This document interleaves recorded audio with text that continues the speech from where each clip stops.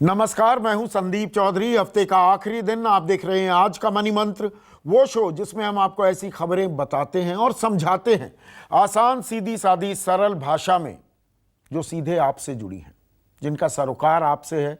News that you can use and news that you should and ought to use, क्योंकि एक आपकी आमदनी, आपकी नौकरी, आपके खर्च, आपकी गृहस्थी, आपके बाल बच्चों और देश की अर्थव्यवस्था से जुड़ी खबरें होती हैं। कोई राजनीति नहीं, कोई हिंदू मुसलमान नहीं, कोई भारत पाकिस्तान नहीं। और आज की खबरों का विश्लेषण करने के लिए मेरे साथ वरिष्ठ पत्रकार पवन कुमार हैं। और पवन, आज की बड़ी खबर, और यह बड़ी खबर थी 2015-16 में, बुलेट ट्रेन चलेगी देश में, बुलेट ट्रेन चलेगी। बहुत हो हल्ला मचा था। इंडियन एक्सप्रेस ने यह खबर छापी है, bullet train faces 5 year delay, high cost Japan firms not so कीन। तो जापान से हमने लोन ले रखा है, 50 साल का वो लोन है, लेकिन जापान की जो कंपनियां हैं वो इसमें शामिल होने के लिए अब तैयार नहीं दिख रही हैं। ठेके बहुत बड़ी ऊंची कीमत पर मांगे जा रहे हैं। तो जो ट्रेन दिसंबर 2023 तक मुंबई से अहमदाबाद के बीच चलनी थी, अब डेट रिवाइज कर दी गई है अक्टूबर 2028। तो जो एक बड़ा प्रोजेक्ट था भारत सरकार का, ये तो अधर में लटक गया है। पवन, संदीप, इसमें केवल ठेके की बात ही नहीं करेंगे। देखिए, जमीन अधिग्रहण में पहले से दिक्कत आ रही थी। कोशिश इस सरकार 3 साल से कर रही है। बॉम्बे से लगे हुए इलाके या और उसके आसपास, थोड़ा सा वहां से दूर भी, तो जो जमीन अधिग्रहण का केस है, जमीन अधिग्रहण के केस में कहीं तरक्की हुई नहीं है। आप ठेके की बात करेंगे, दूसरे और चीजों की बात करेंगे। देखिए, सवाल ये उठता है कि जो मौजूदा सरकार की प्रायोरिटी है उसमें देखिए बुलेट ट्रेन प्रायोरिटी अब नहीं है, और अखबार में आप 5 साल का डीले पढ़ रहे हैं।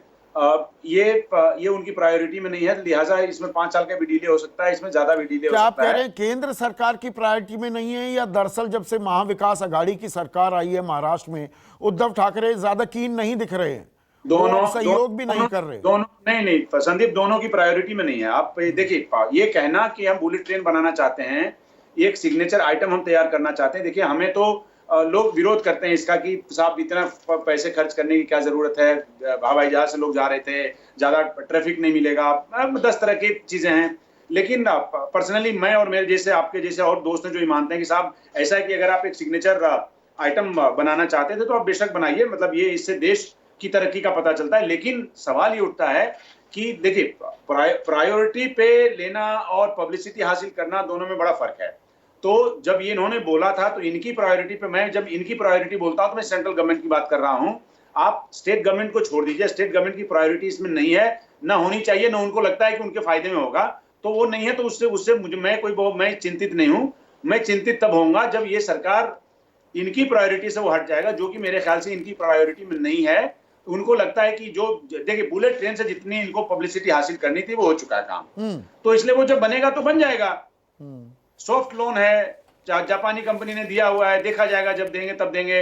ये अभी अधिग्रहण नहीं हो रहा है, जब ये चाहते तो अधिग्रहण हो सकता था। तो ये लाइक वाइज उससे जो जुड़े हुए बाकी रिलेटेड एस्पेक्ट्स हैं, जैसे आप कह रहे हैं कि अखबार ने छापा है कि ठेके नहीं हो रहे हैं, वो तब होगा भाई। ऐसा तो उसका रिवीजन हो सकता है ना। मान लीजिए आपने ज्यादा एक ऐसा बिड निकाला हुआ है जो लगता है कि बहुत, जिसमें लोगों की दिलचस्पी नहीं है, तो आप उसको रिविजिट करिए। आप जैसे एयर इंडिया बेचना चाह रहे हैं तो आपने ईओआई का 3 बार रिवीजन किया ना डेट का। ठीक उसी प्रकार से जब आपको बीडर्स के इंटरेस्ट नहीं है तो बीडर्स को इंटरेस्ट पैदा करने के लिए आप उसमें, तो जो ताल ठोकी गई थी 15 अगस्त 2022 को, 75 साल आजादी के पूरे होंगे और बुलेट ट्रेन भी चलेगी, एक पोर्शन में तो चलेगी, अब वो दूर की कौड़ी हो गया है। अब लोन मिला हुआ है 0.1% वो ब्याज है, मतलब 0% ही मान लो। 15 साल तो वो भी देने की जरूरत नहीं, 50 साल का वो है। तो इतनी बड़ी जो रकम भी मिली थी, अब लगता है कि वो जमीनी हकीकत में तब्दील नहीं होती दिख रही है। ये कहना गलत होगा? देखिए संदीप, आपके जैसे और भी, हमारे जैसे और भी लोग हैं। देखिए, इंडियन एक्सप्रेस ने बेशक आज छाप दिया हो, पर हम जैसे जो लोग बातें करते हैं, सत्ता के कॉरिडोर में घूमते हैं, जो उनको खबरों से मतलब होता है, जो खबरों की दुनिया में हैं, हमें पहले से पता था कि इस पे काम नहीं हो रहा है। आज अखबार ने छाप दिया, लोग नहीं छापते, बाकी अखबार नहीं छाप रहे हैं, इंडियन एक्सप्रेस ने छाप दिया। ठीक है, अब एक और बड़ी खबर इकोनॉमिक टाइम्स ने छापी है, कई अखबारों में इसे कवर किया गया है। इसमें एक बात बोलूंगा, हाँ, एक बात बोलिए, बोलूंगा बोलिए। संदीप, एक बात बोलूंगा इसमें, ये बड़ा जरूरी है कि सरकार के नुमाइंदे, रेल मंत्री से लेके दूसरे जो उनके जिम्मेदार मंत्री हैं, जिनको मैं मानता हूं कि शायद ये हमेशा जब बोलते हैं तो उसमें माइंड अप्लाई करते हैं। आप देखिएगा कि सरकार की तरफ से बुलेट ट्रेन से मुतल्लिक 3 साल में कितनी बार बयान आए हैं, आपको समझ में बात आ जाएगी। बिल्कुल सही। इकोनॉमिक टाइम्स की खबर है, India seeing V shaped recovery says finance minister. देखिए, ये वी शेप्ड, ग्रीन शूट, इन शब्दों से मुझे कोफ्त होने लगती है, लेकिन ये हेडलाइन है और हमारी वित्त मंत्री कह रही हैं India seeing V shaped recovery. और वो किस लिए कह रही हैं? मैन्युफैक्चरिंग जो परचेजिंग मैनेजर्स इंडेक्स होता है, पीएमआई, वो 52.2 हो गया अगस्त में। ये पहली बार ऐसे बढ़ता दिख रहा है। ई वे बिल्स बढ़ गए, रेलवे फ्रेट बढ़ रहा है, पैसेंजर व्हीकल सेल्स बढ़ रही हैं। तो गोता है 23.9% का पवन, और फिर से यह वी शेप्ड रिकवरी की बात होने लगी है। आप संदीप, हम लोग 1-1.5 महीना पहले एक प्रोग्राम में, आपके इसी प्रोग्राम में हम लोगों ने बातचीत की थी, जिसमें आपने और हमने ये साझा किया था कि जो मिनी लॉकडाउन्स हैं, जिसको लोकलाइज लॉकडाउन्स कह सकते हैं, वो उसमें उसके लॉकडाउन से क्या फर्क पड़ा है और इससे कितना नुकसान हो रहा है। हम आप बात करते हैं तो शायद इसको जो पाठक जो आपके दर्शक हैं, वो उनमें और ज्यादा भरोसा पैदा करने के लिए मैं कहता हूं कि आज का अखबार देखिए। आईटीसी के सीएमडी ने, संजीव पुरी ने कहा है कि साहब मिनी लॉकडाउन से हमें कितना नुकसान हुआ है। तो आप अब आता हूं आपकी वी शेप की रिकवरी पे। देखिए, वी शेप की रिकवरी जो ये कह रहे हैं, ये कैसे होगा, ये कब होगा? वी शेप की रिकवरी में आपको कंजम्पशन उठाना पड़ेगा ना, मैन्युफैक्चरिंग बढ़ानी पड़ेगी, आपको आवागमन यहां से वहां करना पड़ेगा।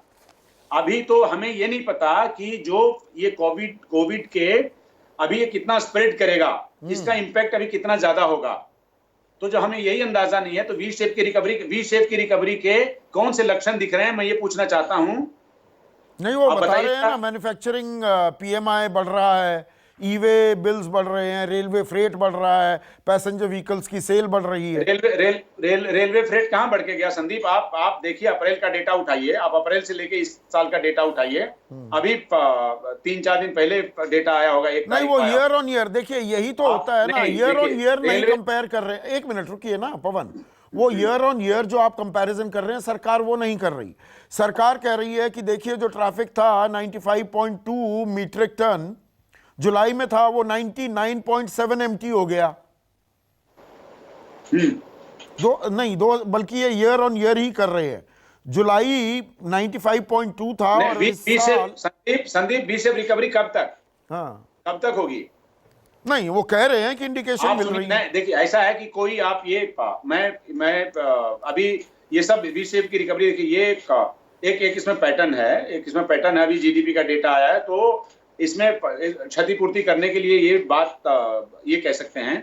पर अभी आप देखिएगा, आप बाकी इकोनॉमिस्ट को पढ़िए, दुनिया भर में, मतलब मैं ये नहीं कह रहा हूं कि केवल भारत सरकार के बारे में, दुनिया भर में ये रिकवरी अभी आपको, मेरा जहां तक अंदाजा है कि कोई एमएसएमई को इन्होंने लोन दे दिया, वहां से वहां काम नहीं शुरू हो रहे हैं, मैन्युफैक्चरिंग ठीक से नहीं हो रहा है, मैन्युफैक्चरिंग जो हो रहा है वो बिक नहीं रहे हैं, वो मार्केट में आ रहे हैं, थोड़ा बहुत देखिए।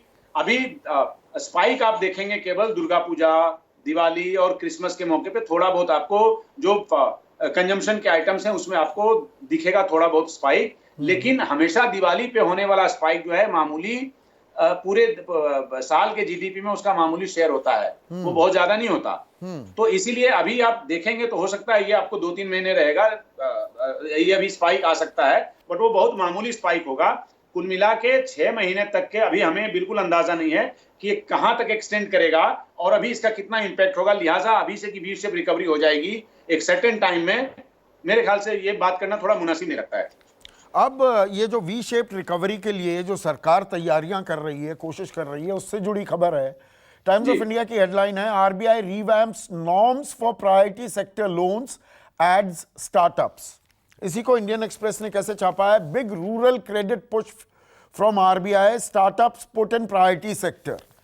यानी कि अब स्टार्टअप्स आप प्रायोरिटी सेक्टर होगा, आपको आसानी से लोन मिलेगा। और क्योंकि कृषि क्षेत्र 3.4% से बढ़ा है, तो वहाँ पर किसानों के लिए, छोटे मझोले किसानों के लिए अब bank 5 crore farmer producer organisations को दे पाएंगे, और जो इंडिविजुअल हाउस होल्ड्स हैं उनको 10 लाख रुपए तक का लोन मिल सकता है रिन्यूएबल एनर्जी जनरेशन के लिए। तो आरबीआई का जो ये पुश है, आप किस तरह से इसे देखते हैं? संदीप, मुझे थोड़ा सा इस पे रिजर्वेशन है प्रायोरिटी सेक्टर लेंडिंग पे।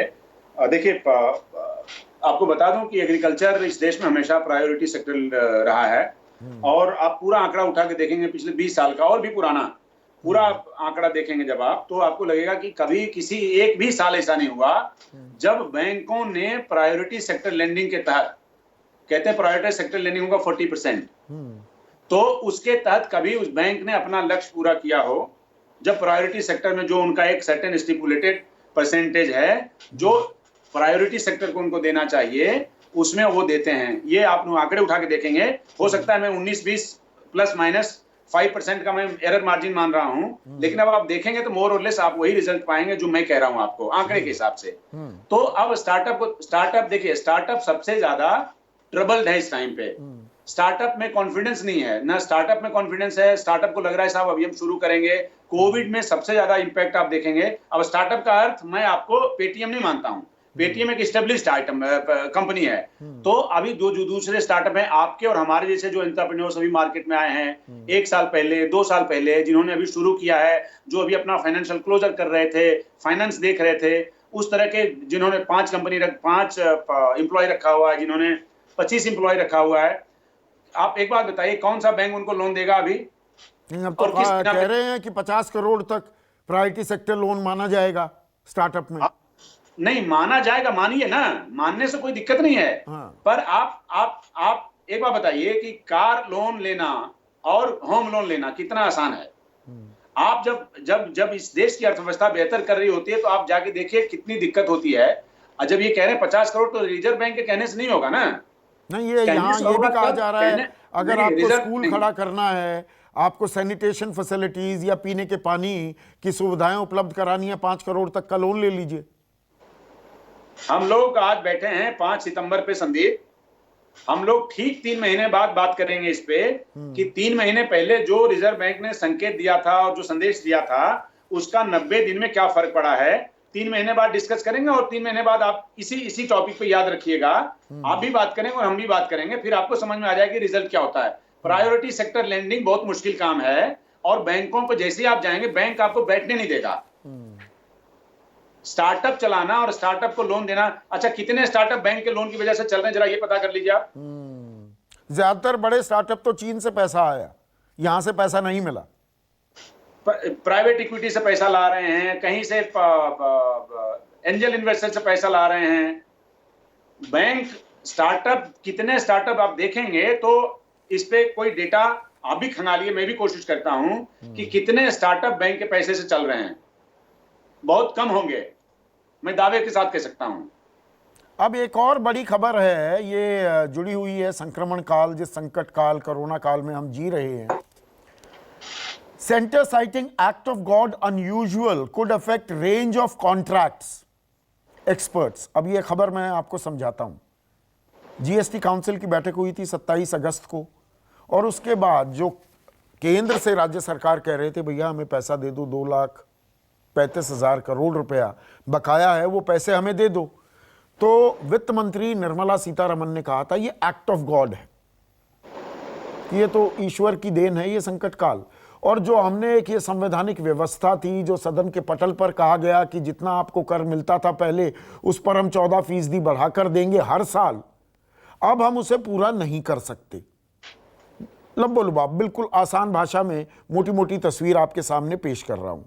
अब जो लीगल एक्सपर्ट्स हैं, कानूनी विशेषज्ञ हैं पवन, वो ये कह रहे हैं कि ये जो फोर्स मेजॉर को इन्वोक कर दिया सरकार ने कि भाई ये हमने वादा तो किया था, पूरा नहीं कर सकते।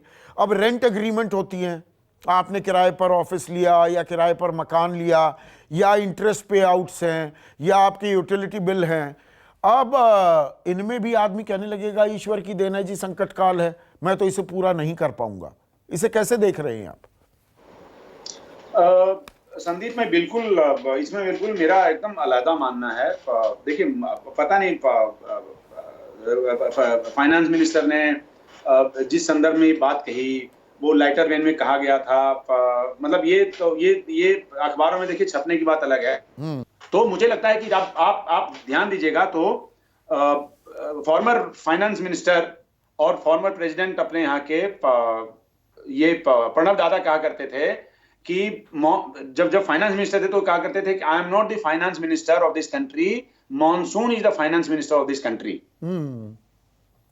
तो वो जब कहते थे तब वो अखबारों की हेडलाइन नहीं बनती थी। वो इसलिए नहीं बनती थी कि हमारे और आपके जैसे पत्रकार जब वहां खड़े होते थे तो वो इस्तेमाल करते थे दिमाग और कहते थे कि साहब ऐसा है कि ये जो लाइटर वेन में बोल रहे हैं, क्या ये खबर छापने की जरूरत है क्या? तो मुझे ये मानना है कि वित्त मंत्री ने जिस अंदाज और जिस संदर्भ में ये बात कही, शायद ये हेडलाइन नहीं भी बन सकता था, लेकिन ये बन गया तो चलिए अब उस पर बात कर लेते हैं। नहीं, वो सिर्फ एक्ट ऑफ गॉड की बात नहीं है, फोर्स मेजोर जो इस्तेमाल किया है सरकार ने। अटॉर्नी जनरल ने भी कानूनी सलाह दी कि the centre is not legally bound. उस पर सुशील मोदी ने कहा, चेयरमैन है जीएसटी काउंसिल के, कि भाई मॉरली बाउंड तो हो, नैतिकता का तो तकाजा है, आपने कहा पैसे देने के लिए तो पैसे तो दो। बिल्कुल बिल्कुल कहा इन्होंने। उस दिन भी हम आपके इसी प्रोग्राम में चर्चा कर रहे थे कि इसी बात पे ऑफ रिकॉर्ड ऑन रिकॉर्ड हर जगह तब के वित्त मंत्री ये कहते थे कि साहब हमने उनसे वादा किया है और ये सबको पता है। तो मॉरली बाउंड आपने 5 साल पहले, एक बार बताइए, रिकॉर्ड पे है, आप देखिए, आप अरुण जेटली के पुराने भाषणों को देखिए, उसमें ऑन रिकॉर्ड है। अब ऑन रिकॉर्ड है तो क्या मतलब ये हुआ कि भारत सरकार के एक मंत्री की कही हुई बात 5 साल पहले उसकी सदन के पटल पर 3 साल पहले, सदन के पटल पे जी, पार्लियामेंट के अंदर लोकसभा और राज्यसभा में दोनों जगह कई भाषणों में उन्होंने कहा कि हम साहब देंगे। तो क्या उसकी कोई लीगल सैंक्टिटी नहीं है? एग्जैक्टली। जो पार्लियामेंट में कह रहे हैं वो सही नहीं है और जो सुप्रीम कोर्ट में बोल रहे हैं वो सही है। तो इसी को तो कह रहे हैं ना कानूनी विशेषज्ञ कि कहीं और जगह भी इस्तेमाल ना हो। आज की आखिरी खबर और अहम खबर है, बहुत कम चर्चा हो रही है। 4 million milestone paints a grim picture nationally. 4 million किसकी बात हो रही है? 4 मिलियन, 1 मिलियन में 10 लाख, यानी कि 40 लाख केस हो गए हैं देश में कोरोना संक्रमण के। 40 लाख केस हो गए हैं जी पवन। और इसी से जुड़ी खबर मैं यहां पर बता दूं, कई अखबारों ने ली है, मैं हिंदुस्तान टाइम्स से ही ले रहा हूं। Russian vaccine effective in first peer review. जो स्पुतनिक 5 नाम का वैक्सीन बनाया है रशिया ने, जो वो दावा कर रहा है, और रशिया के जो राष्ट्रपति हैं व्लादिमीर पुतिन, उन्होंने पहला वैक्सीन अपनी बेटी को ही लगाया। अब उसको लेकर बड़ी एनकरेजिंग खबरें आ रही हैं। 28 दिन का एक उन्होंने ट्रायल किया है, एंटीबॉडीज जितने भी लोगों पर किया गया वो एंटीबॉडीज बनती दिख रही हैं। तो vaccine just might become a reality. Pawan, एक तरफ 40 लाख, एक तरफ वैक्सीन। दो आपके सवाल में 2 हिस्से। पहले तो देखिए कोविड नंबर पे है, जो अभी तक के संकेत हैं अपने यहाँ वो लगातार बढ़ रहे हैं। आप डेली का नंबर देखेंगे तो अभी ये देखिए, एक ICMR के कुछ लोगों से बातचीत के दौरान, मतलब मैं मानता हूं कि बहुत इफेक्टिव और बहुत सेंसिबल ऑर्गेनाइजेशन है ICMR। कोई बड़बोलापन नहीं, कुछ नहीं, सिर्फ काम करने वाले साइंटिस्ट हैं वहां पे।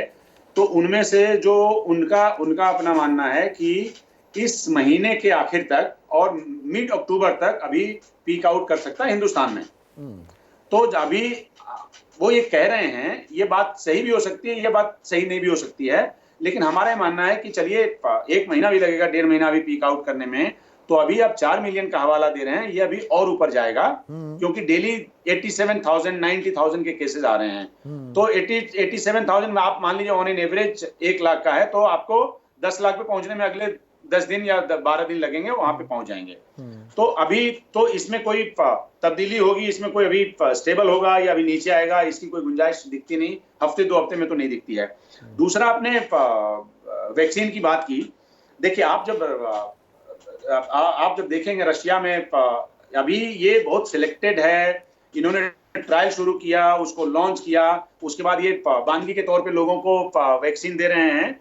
लेकिन आप अब देखिएगा, उसमें जब तरक्की देखिएगा, प्रोग्रेस उस वैक्सीन का, तो आपको लगेगा कि दिसंबर से पहले, 15 दिसंबर से पहले रूस में भी ये सामान्य जनता के लिए अवेलेबल नहीं होगा।